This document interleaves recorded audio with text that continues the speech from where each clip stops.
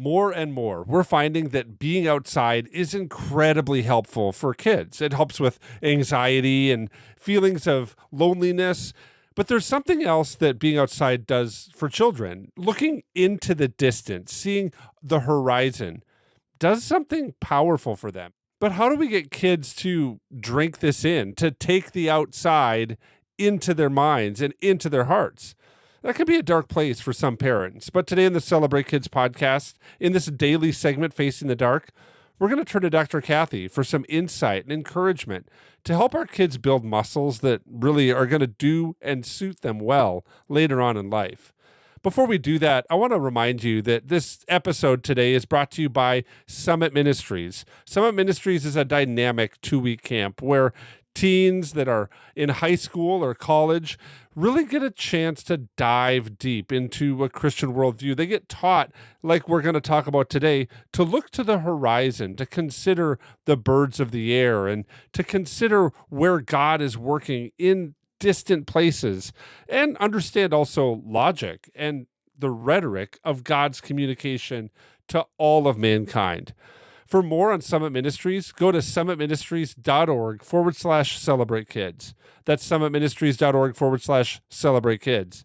Now, let's turn to Dr. Kathy Cook. Don't be afraid of the dark. Be careful with stars. Not every light is gonna guide you, baby. Not every light is gonna guide you. So, Dr. Kathy, a recent report by NPR notes that if you're a parent struggling to get your kids off devices and outdoors to play, there's probably another reason to keep trying. And they say that spending at least 2 hours outside each day is one of the most important things your kids can do to protect their eyesight. Dr. Nahoya Ekwadi says, quote, "We think that outdoor time is the best form of prevention for nearsightedness." Dr. Kathy, we've talked about this a lot here, that nearsightedness is really a challenge for many kids. And I'd like to get your perspective on this. Why do you think it's important for kids to be outside in the summer months? Is it just because it's a benefit to their eyesight? Or what are your thoughts here? There are more reasons, but let me go on record to say that if people are only nearsighted, so they cannot see far, if they're underdiagnosed, I don't want them on the highway when I'm on the highway. I mean, this is no joke. Part of my concern about this report is that if we do not continue to do a good job of checking children's eyesight, then we might not discover this. Now, in a lot of our schools, there's regular checks. Homeschool, maybe not so much. So let's make sure that we're getting our kids to the eye doctor, just like we take them to the dentist, to make sure that all is well. Because, again, I don't want them driving on the same road I'm on if they haven't been diagnosed as having a problem with being farsighted. So there's so many reasons to get outside. Vitamin D from the sunshine certainly is one of them. And, physical fitness, right? They're, climbing trees and running and skipping and playing, freeze tag. They learn to cooperate. They learn to take turns. They learn to throw a ball. I mean, there's basic stuff that happens there. I don't know about you, but when I look back on my childhood, some of my favorite memories are the front yard and the backyard play with my brother and with the neighbors. I grew up on a street with lots and lots of little kids, and, freeze tag and all kinds of things that, Red Rover, let Sally come over. I mean, we did that on the street. And then we moved it. There was a car coming. So no one got hit by a car. We were paying attention. So there's fun and there's joy and there's fitness and there's camaraderie and there's teamwork and there's, body smart development when we figure out that we can run up the stairs. Well, Daddy said don't, but we can. Yeah, I like that a lot, Dr. Kathy. I think there is a lot of reasons and benefits to it. Some kids are naturally inclined to being outside, but others really aren't big fans. It can be kind of a myriad of things and run a wide array of reasons and excuses is what I kind of experience as a dad. Things like I'm uncomfortable or I don't like being hot or there's just so many things that kind of drive some kids to really not wanting to be outside. Is it important for us to acknowledge and answer those reasons? Maybe when a kid has some reason for not doing the thing that we'd like them to do, which is be outside and develop different muscles and habits and experiences. Should we listen longer in those situations? Or is it more beneficial to say, you know what, that's a great list that you have going there, hon, and you should take it outside and think about it. Yeah, that's a great response. I think we listen. I think our kids need to know that we have heard them and that we're not being, blanketly dismissive of their concerns. And certainly if the concerns are legit, like if there's a bully who lives next door and you know that your daughter is targeted by him, she doesn't have to go outside and play when he's home and also outside. This is where you pay attention and you listen to the specifics. So I think this would be an idea that you say to your child, can you share specifics with me? And again, I don't want to be hot, go outside. I don't want to get dirty, go outside. It's fascinating when I ask kids about being nature smart. So many kids like getting dirty, which just cracks me up. I swear they like the feel of the dirt. They don't mind the sand in their shoes. Other kids, of course, mind it. If they're sensory, they're going to mind that. So we honor who they are at the same time that we know what is best. We're the moms and the dads and the teachers and the neighbors, and we've lived longer. And this is where you stand up and you say yes to the yes things and no to the no things. And you say to your son and daughter, I have heard you. And yet you are going to go outside. I'll set the timer for 20 minutes. Just like you would never let them color all day. You would never let them eat every Oreo cookie. You would never let them be on screens all day. I hope you don't have to make them be outside all day, but they need that opportunity to discover that they actually might like it. Yeah, I love that, Dr. Kathy, because I think that there's some kids of mine, especially, that I look at and say they naturally like being outside. And they oftentimes will pull their siblings that are, I would say kind of different smart than they are into those settings. We often talk about that with the 8th grade smarts, that it's easy to identify, our kids as we get to know them. The one kid that I have is picture smart.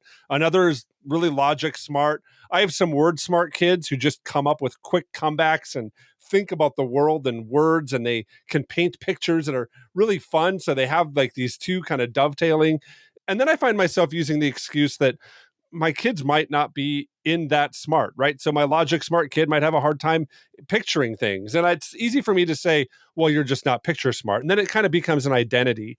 But I've noticed that you don't really talk about the smarts that way, maybe as kind of a definition, but a little bit more as, I don't know if it's, you'd say like a proclivity, like a natural kind of inclination to see the world in a way, but you talk about awakening or building muscles for the smarts. How should we, engage that framework of the smarts with our kids, especially when we're considering that some really don't care to be outside in nature? How should we approach that? Should we call them, picture smart or logic smart, and so that's why you don't like nature? Or how should we awaken some of these things in our kids? Yeah, it's a good discussion. All children have the capacity to develop all 8 smarts. So I'm not opposed to you calling one of your children, picture smart, because it's clear that that's a gifting that she has. But it doesn't mean that she doesn't have the other 7.